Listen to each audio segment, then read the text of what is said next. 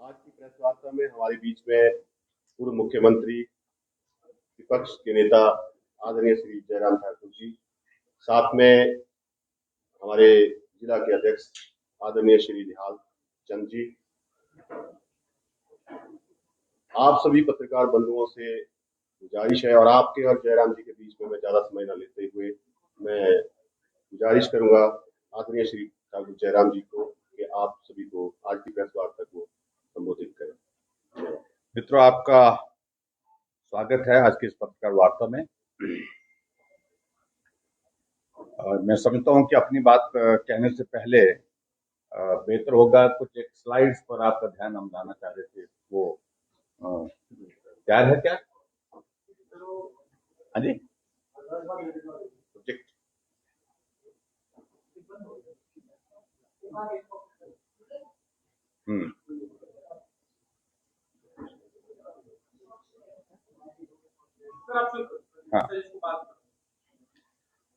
हाँ, कुछ technical issue होगा शायद मतलब उसमें, अगर उसमें होगा तो ठीक है, नहीं तो कोई बात नहीं इस पर से। मित्रों, हिमाचल लोकसभा चुनाव की दृष्टि से अंतिम फेज यानी कि 7th फेज जो है उसके लिए अब पूरी तरह से तैयार है। और राजनीतिक दृष्टि से मैं इस बात को कहूं कि चुनाव प्रचार भी बिल्कुल पूरा जोरों पर इस प्रकार से पहुंच चुका है। मुझे इस बात की प्रसन्नता है कि हमारे देश के यशस्वी प्रधानमंत्री नरेंद्र मोदी जी का हिमाचल आगमन हुआ और आगमन के पश्चात जिस प्रकार से जन समर्थन लोगों का मिला, लोगों का सहयोग मिला, पड्डर के मैदान में एक ऐतिहासिक जनसभा यहाँ पर हुई और उस ऐतिहासिक जनसभा को ध्यान में रखते हुए मैं इस बात को मैं कह सकता हूं कि भारतीय जनता पार्टी की जीत की जो सारी चीजें जो है वो सरल और आगे बढ़कर के सुनिश्चित हो गए कि भाजपा बहुत बड़े बहुमत से मंडी लोकसभा क्षेत्र भी जीतने वाली है और हिमाचल प्रदेश की चारों सीटों पर भारतीय जनता पार्टी की जीत होने वाली है। मित्रों, मैं कुछ एक विषयों पर आप सबके बीच में यह कहना चाहूंगा। कांग्रेस पार्टी लगातार अपनी गारंटियों का जिक्र कर रही है। जो गारंटियां इनने विधानसभा के चुनाव से पहले हिमाचल प्रदेश के लोगों के बीच में रखी थी और 16 महीने का कार्यकाल बीतने के बावजूद भी अभी तक मैं इस बात को कह सकता हूं कि एक भी गारंटी सही मायने में पूर्ण नहीं हुई है। जबकि मुख्यमंत्री लगातार और मुख्यमंत्री के साथ कुछ और उनके सहयोगी मंत्रिमंडल के सदस्य इस बात को बार बार कह रहे हैं कि हिमाचल प्रदेश में हमने 5 गारंटियां पूरी कर दी। मुख्यमंत्री संवैधानिक दायित्व पर है, लेकिन झूठ बोलने का अगर इतिहास अगर आज तक के हिमाचल प्रदेश में देखा जाए तो सारा इतिहास उन्होंने जो है वो अपने नाम दर्ज कर दिया है। और मैं इस बात को भी कह सकता हूं कि जो बतौर मुख्यमंत्री, चाहे मुख्यमंत्री की बात है चाहे उप मुख्यमंत्री की बात है, दोनों ने अपने दायित्व पर जहां पर हैं वो उस पद पर हैं, उसकी गरिमा को तार तार कर दिया है झूठ झूठ बोल करके। अगर मैं शुरुआत करूं ओपीएस की, अगर बात करूं, भारतीय जनता पार्टी ने कभी विरोध नहीं किया और पिछली बार ओपीएस के मामले को लेकर के उन्होंने कहा कि ओपीएस देंगे, कैबिनेट में फैसला भी किया उन्होंने। लेकिन उसके बावजूद आज परिस्थिति किस प्रकार से हिमाचल प्रदेश में है, जो कर्मचारियों को बार बार ओपीएस के नाम पर अगर भारतीय जनता पार्टी जीत जाएगी तो ओपीएस वापस लेगी। अरे चुनाव तो देश का है और देश के साथ साथ में ये बात सत्य है कि हिमाचल प्रदेश में जो राजनीतिक अस्थिरता है जिसके चलते हिमाचल प्रदेश का भविष्य संकट में और जिस सरकार की बचने की संभावना नहीं हिमाचल प्रदेश में, इस बात को लेकर के अपने आप ही कह रही है कि भारतीय जनता पार्टी आएगी तो ओपीएस तो बंद करेगी। मैं इस बात को बड़ा स्पष्ट करना चाहता हूं कि एक तो भारतीय जनता पार्टी की ओर से हमने पहले भी स्पष्ट कर दिया है कि हम बदले की भावना के साथ, राजनीतिक प्रतिशोध के साथ काम करने वाले लोगों में से नहीं हैं। गारंटी नंबर 1, ओपीएस के बारे में अगर मैं बात करूं, मैं ये पहली बार आप सबके सामने कह रहा हूं कि एक फाइल मूव हुई है जो हमारी पुख्ता जानकारी है, विश्वस्त सूत्रों के माध्यम से जो फाइल तैयार हुई पड़ी है। ओपीएस में जो प्रावधान है वो प्रावधान है कि जो लास्ट पे ड्रॉन है उसका 50% आपको पेंशन में मिलेगा। उसके बदले फाइल मूव हो गई है कि 50% सरकार देने की परिस्थिति में नहीं हो पाएगी, इसको 50% से 30% पे लाए। और ये आपको बता रहा हूं कि ये तुरंत चुनाव के होने के पश्चात ये होने वाला है। कैबिनेट की बैठक में ये आइटम एजेंडे के रूप में चीफ सेक्रेटरी के पास तक पहुंच चुकी है। ये हमारी जानकारी है और पुख्ता जानकारी हम बता रहे हैं। और फिर उसके बाद ओपीएस और एनपीएस में अंतर क्या रह गया? और मैं इस बात को बड़ा साफ कह रहा हूं, जिस प्रकार से कर्मचारियों को डीए आपने नहीं दिया, उनके जो पुरानी जो देनदारियां थी वो आपने जारी नहीं की। पेंशन के साथ साथ में मैं इस बात को भी कह रहा हूं, हिमाचल प्रदेश में जो मेडिकल रिम्बर्समेंट का पैसा कर्मचारियों को नहीं मिल पाया, सैलरी कर्मचारियों को समय पर नहीं मिल पा रही है। ऐसे एक नहीं अनेक वाक्य ऐसे हिमाचल प्रदेश में आए।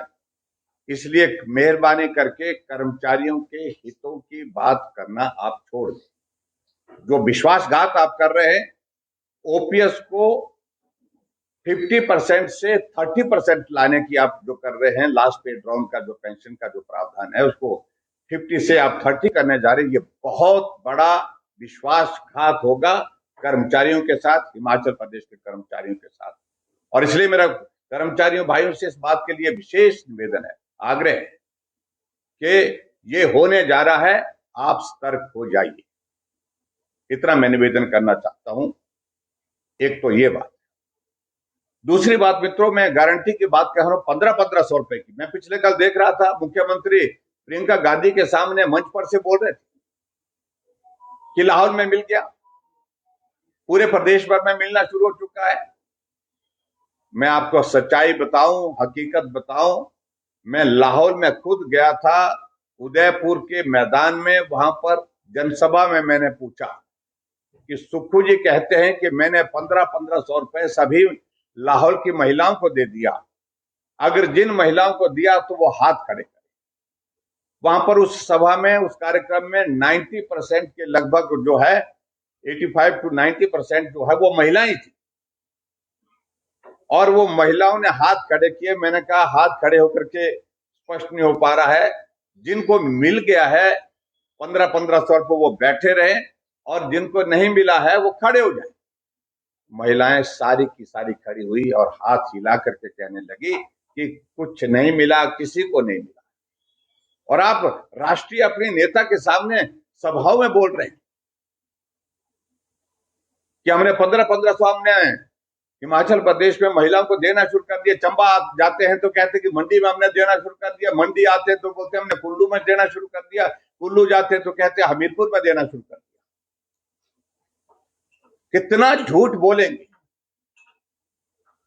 आज तक के झूठ की सारी सीमाएं लांघ दी मुख्यमंत्री ने, जिस तरह से मुख्यमंत्री उप मुख्यमंत्री दोनों ने। और इसके अलावा जो बाकी सारी चीजों को लेकर के जो जितनी भी जो गारंटी, क्या गोबर की गारंटी आपने पूरी की? क्या आपने 300 यूनिट बिजली फ्री देने की गारंटी को आपने पूरा किया? नहीं किया। आपने क्या वो कर्मचारियों नौजवानों के लिए कहा था कि हिमाचल प्रदेश में पहली कैबिनेट की पहली बैठक में 1 लाख नौकरियां निकाल दी जाएंगी और 5 साल में 5 लाख सरकारी नौकरियां देंगे? क्या एक आदमी को नौकरी आपने दी? जब से सरकार बनी है स्टाफ सिलेक्शन कमीशन हमीरपुर बंद पड़ा है, सारी भर्ती की प्रक्रिया बंद पड़ी।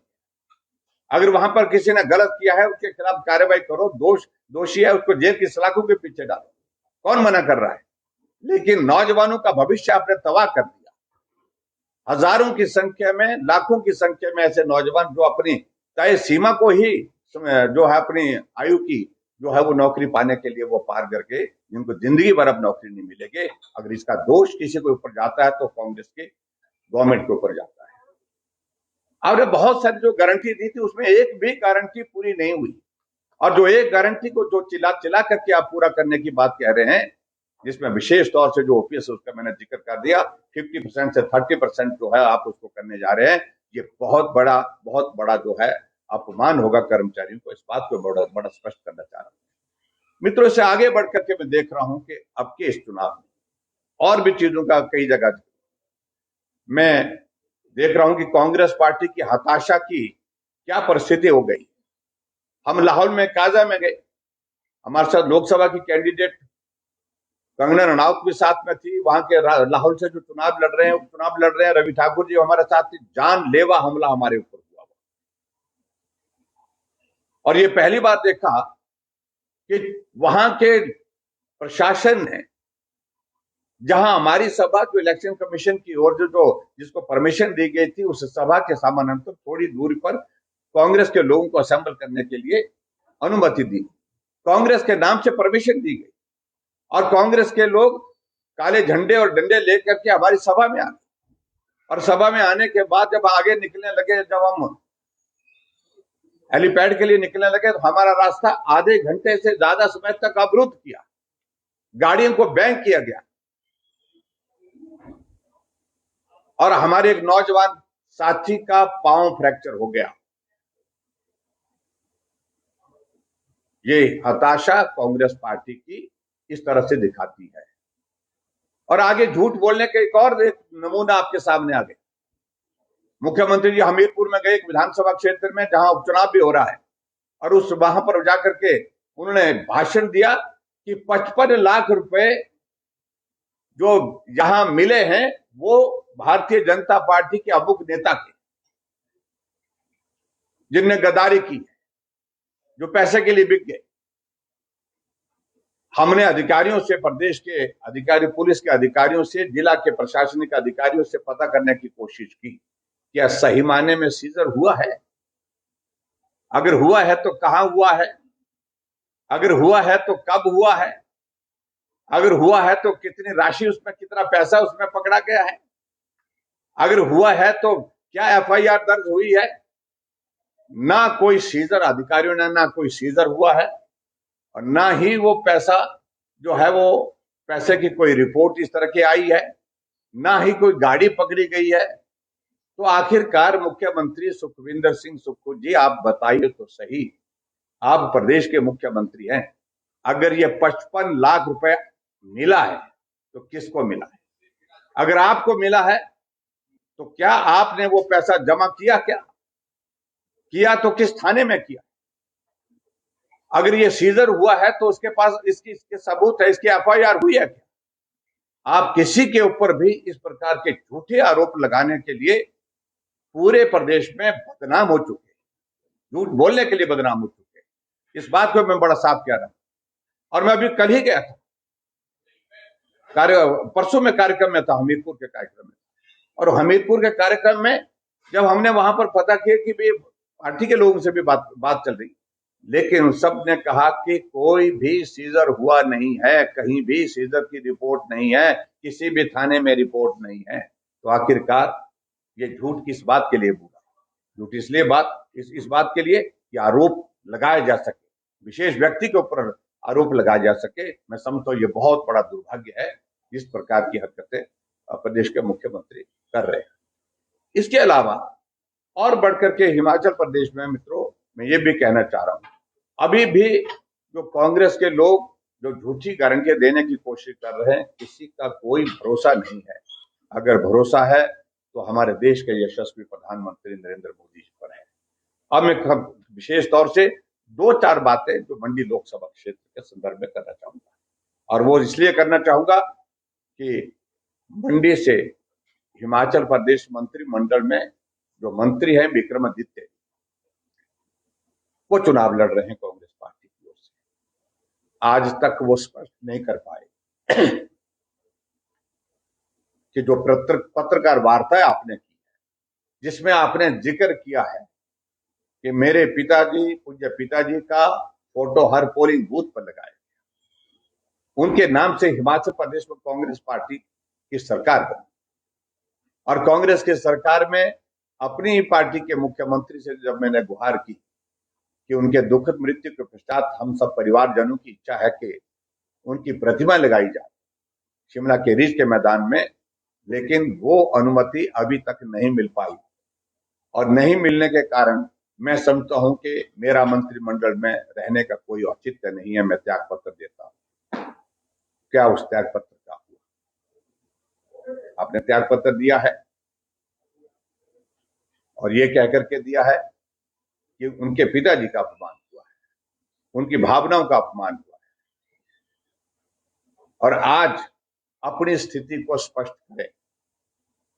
दूसरी बात, कांग्रेस पार्टी की प्रदेश अध्यक्षा प्रतिभा सिंह जी ने प्रेस कॉन्फ्रेंस करके कहा है कार्यकर्ताओं के काम नहीं हुए, हमारे कार्यकर्ता एडजस्ट नहीं हुए, विधायकों के काम नहीं हो पा रहे हैं, सांसद निधि से ही मात्र चुनाव नहीं लड़ा जा सकता है, नहीं जीता जा सकता है, इसलिए मैं चुनाव लड़ने से मना करती हूं। इन सारी चीजों को भी स्पष्ट करें। इसके अलावा इस बात को भी स्पष्ट करें कि मंडी का एयरपोर्ट का 1000 करोड़ रुपए जो हमने ईयर मार्क रखा था कि 1000 करोड़ रुपए स्टेट कॉन्ट्रीब्यूशन और 1000 करोड़ रुपए finance commission government of India की रिकमेंडेशन जो हुई पड़ी है उसको भी लेकर के आएंगे, लैंड एक्विजिशन की प्रोसेस शुरू करेंगे, एयरपोर्ट का काम शुरू करेंगे। वो 1000 करोड़ रुपए कांग्रेस की सरकार बनने के बाद क्यों वापिस ले लिया और कहीं अन्यत्र जो है उसको खर्च कर दिया गया? क्या इसका जवाब है आपके पास?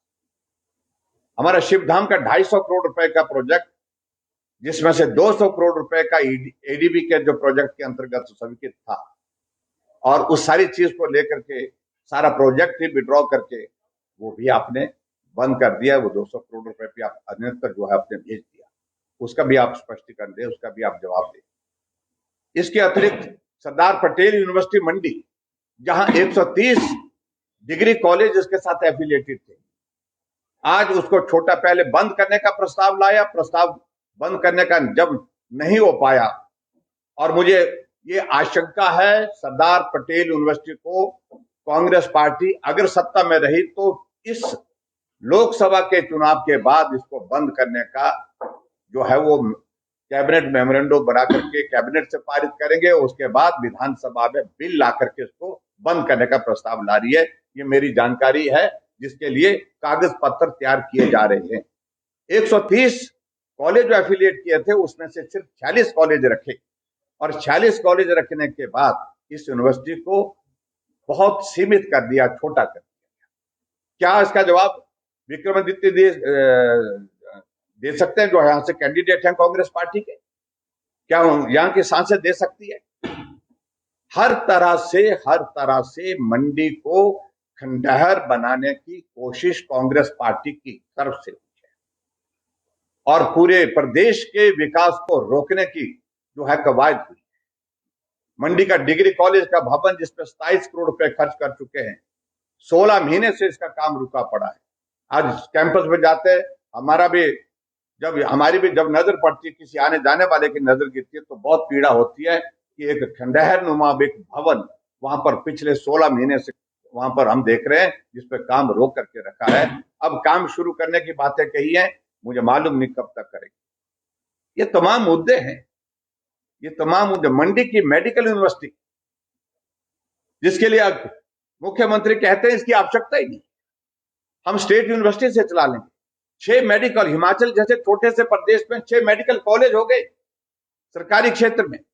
ऑल इंडिया मेडिकल इंस्टीट्यूट एक प्राइवेट सेक्टर में मेडिकल कॉलेज, और उसके बावजूद भी कंप्लीट जस्टिफिकेशन मेडिकल यूनिवर्सिटी की बनती है, जिसके लिए जमीन का इंतजाम कर दिया था। उसके बाद सारी व्यवस्थाएं हमने शुरू कर दी थी, लेकिन उसको भी रोक दिया गया है, वही का वही रख दिया है, उसमें कोई प्रगति नहीं। ये मुद्दे हैं जो आज विक्रमादित्य जी कह रहे हैं कि मंडी को स्मार्ट सिटी बनाएंगे। ये कॉरपोरेशन किसने बनाई? अगर स्मार्ट सिटी बनाने का आपका विजन की अगर बातें कर रहे हैं, मुझे बड़ी हैरानी हो रही है इस बात को लेकर। विजन की बातें करेंगे, हम टनलिंग करेंगे, टनल कहां से बनाएंगे? अरे जो मलबा पड़ा है पिछले 8-9 महीने से, 1 साल के बाद दूसरी बरसात आने वाली है, अब साल होने जा रहा है, और उसके बावजूद मलबा नहीं हटा पाए, आप टनल की बातें कर रहे हैं। कहां से वो पैसा आएगा? पैसा आएगा तो केंद्र सरकार से आएगा। केंद्र में सरकार आपकी तो बनने वाली है, तो आप तो 40 पार नहीं हो पा रहे, लेकिन उसके बावजूद सरकार होगी तो भाजपा की होगी, और ये इसमें अगर कोई कंट्रीब्यूट कर सकते हैं, अगर भाजपा का सांसद हो गया तो निश्चित रूप से वो अपनी बात को वहां पर ठीक प्रकार से रख सकते हैं। और स्मार्ट सिटी के संदर्भ में भी मुझे यही कहना है, आज आपको विजन आया, आज विजन की बड़ी लंबी लंबी बातें कर रहे हैं, बड़ी बड़ी बातें कर रहे हैं, तो सारी चीजें जब मंडी को तबाह करने के लिए, जब मंडी को खंडहर बनाने के फैसले हो रहे थे आपके मंत्रिमंडल में, आपकी प्रेजेंस में, और उसके बावजूद आप मूक दर्शक बने रहे। आपकी माताजी मेंबर पार्लियामेंट मंडी की, उन्होंने एक बार भी कहा नहीं कि मंडी के साथ गलत किया जा रहा है, विकास को रोका जा रहा है, हमारी अनुमति के, हमसे पूछे बिना ये सारे फैसले लिए जा रहे हैं, या हमको पूछ करके फैसले लिए जा रहे हैं, मुझे मालूम नहीं उनको पूछा कि नहीं पूछा, लेकिन फैसले होते रहे। लेकिन कोई भी मंडी के बारे में बात नहीं, आज चिल्ला चिल्ला करके कह रहे हैं कि मंडी के बारे में हम ही कर सकते हैं। मेहरबानी करके इस मंडी की चिंता छोड़ दीजिए। मंडी अब की बार अपने सम्मान और स्वाभिमान की लड़ाई लड़ेगी, अपने बलबूते आगे बढ़ेंगे। आपके विजन को हम सिरे से खारिज करते हैं, आपके विजन का कोई औचित्य नहीं है। ये कहानियां बहुत हो गई, बहुत बार सुन ली, इनका कोई मतलब नहीं है। सिर्फ राजनीतिक मकसद के साथ आप जिस तरह से सारी चीजों को करने की कोशिश कर रहे हैं, इसमें आप सफल नहीं हो पाएंगे, ये मैं जरूर कहना चाहता हूँ। बाकी मैं सारी चीजों को लेकर के यही कहूंगा, हिमाचल प्रदेश के मित्रों, जो ये लोकसभा का चुनाव है, चारों सीटों पर भारतीय जनता पार्टी की जीत निश्चित रूप से होगी, बहुत बड़े बहुमत के साथ होगी, और उसके साथ साथ में जो 6 उपचुनाव हो रहे हैं, इसमें भी भारतीय जनता पार्टी की जीत होगी। जो गारंटियां, जो झूठी बातें लोगों के सामने आई हैं, उसमें कांग्रेस पार्टी बुरी तरह से एक्सपोज हो चुकी है, ये मैं कहना चाहता हूँ। बहुत बहुत धन्यवाद।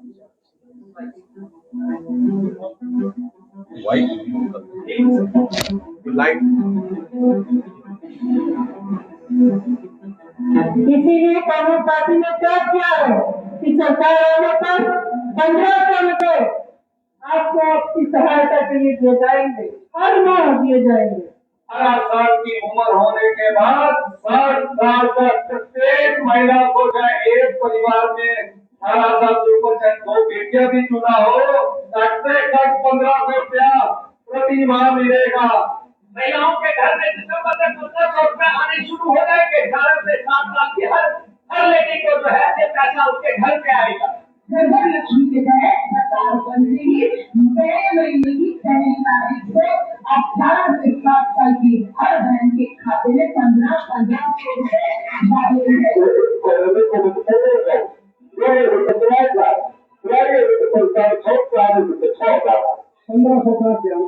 ये हमारे लिए जब दोनों ये सारी जरूरतें दरअसल के आपको श्रीमती प्रियंका गांधी जी ने सोलन में घोषणा की थी कि हम अपनी बहनों को जो 18 साल से ज्यादा की उम्र की हो जाएगी, जिनके जिंदगी भर उनके शरीर में जब तक सांस रहेगी, हमारी सरकार 1500 की सांस का 18,000 देगी। उस योजना को हमने मैडम लागू किया, नॉर्थ सिटी के पूरे जिले को मिलना शुरू हो गया, यहाँ भी मिलना शुरू हो गया। राहुल, मैं आपसे पूछना चाहता हूँ, क्या आपके यहाँ पर मिला? जोर से बोलो, मैं कैमरा उत्तर करिए थोड़ा। नहीं मिला, मिला नहीं मिला, नहीं मिला, नहीं मिला। अरे वो तो पूरी प्रदेश भर में मेरा भाग करके बोल रहे हैं कि जाओ राम प्रीति जाओ। 1500 मिले, किसको 1500 मिले? 1500 मिले आप बताइए, 1500 मिले? नहीं मिला, कुछ नहीं दिया उसने, पैसा भी नहीं दिया। आपको 1500 मिले? मुख्यमंत्री से कोई अपील करना है?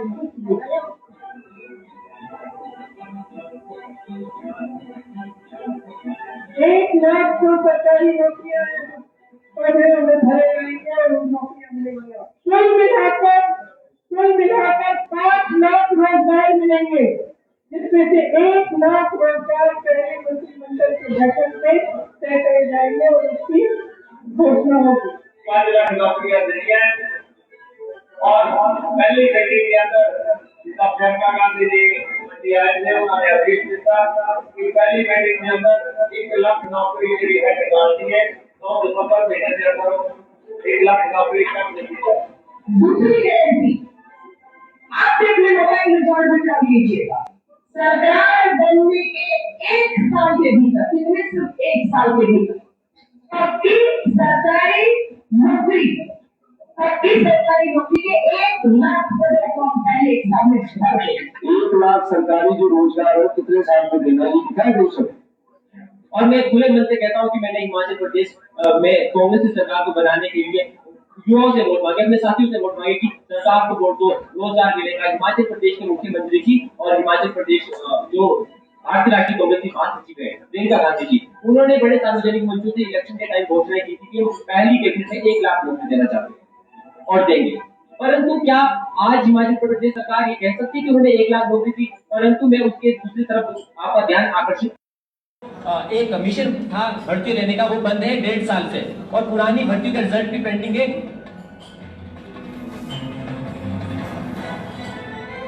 300 यूनिट तक बिजली बिल हर महीने माफ किया जाएगा, मुफ्त में बिजली मिलेगी 300 यूनिट तक के। 100 यूनिट बिजली आपको फ्री मिलेगी, यानी कि कोई बिल नहीं आएगा।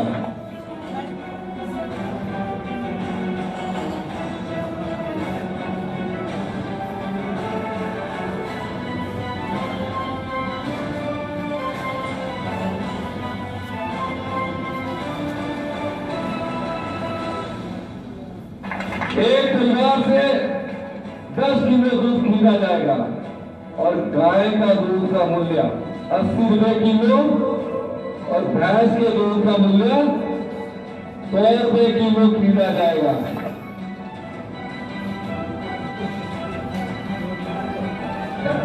₹2 किलो के हिसाब से गोबर भी खरीदेंगे।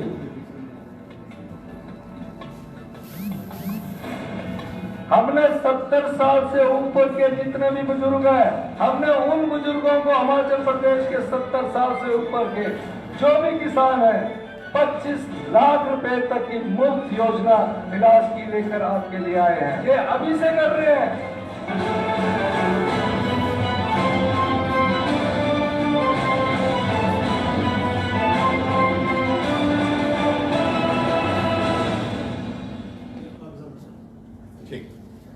So thank you very much, बहुत बहुत धन्यवाद। ये फिल्म को कांग्रेस की फिल्म को किसने मिल रही है? ये निर्देशन जांच हो रहा है, वो जांच से हो रहा है। फिल्म खूब चलेगी। जो बागवान हैं वो केंद्र भाजपा की केंद्र सरकार के खिलाफ आके खड़े हुए हैं। उनका कहना है कि उन्हें जो आयात शुल्क जो घटा दिया है सेब के ऊपर, इसलिए उनके सेब जो है मंडियों में सड़ गए।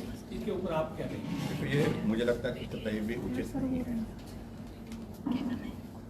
कांग्रेस पार्टी के कॉमर्स मिनिस्टर आनंद शर्मा जो कांगड़ा लोकसभा क्षेत्र से चुनाव लड़ रहे हैं, उनकी ही मंत्रिमंडल ने उस वक्त ये फैसला लिया था, मनमोहन सिंह जब प्रधानमंत्री थे, जो इम्पोर्ट ड्यूटी जो है वो 50% से ज़्यादा नहीं की जा सकती। ये फैसला उस वक्त लिया और ये फैसला आज भी उसी तरह से है। और इसके लिए अगर कोई दोषी है तो कांग्रेस पार्टी दोषी है, कांग्रेस पार्टी का नेतृत्व दोषी है और वो दोषी है जो उस वक्त के मंत्री थे, वर्तमान में लोकसभा का कांगड़ा लोकसभा क्षेत्र से चुनाव है। ठाकुर जी, आपने ओपीएस की बात की है कर्मचारियों की, आप बीजेपी गवर्नमेंट द्वारा रिपीट की है केंद्र में, तो क्या मैंने कहा कि विरोध करेंगे हिमाचल में या? मैंने बड़ा स्पष्ट किया है कि हम बदले की भावना से काम नहीं करेंगे। सारी चीज़ों को लेकर के मेरा बड़ा साफ कहना है कि कांग्रेस ने बदले की भावना से 1000 संस्थान बंद किए। जब हम कह रहे हैं कि बदले की भावना से हम काम नहीं करेंगे और इतना ही मुझे इनकी जो बरकरार मैंने कहा कि हम बदले की भावना से काम नहीं करेंगे।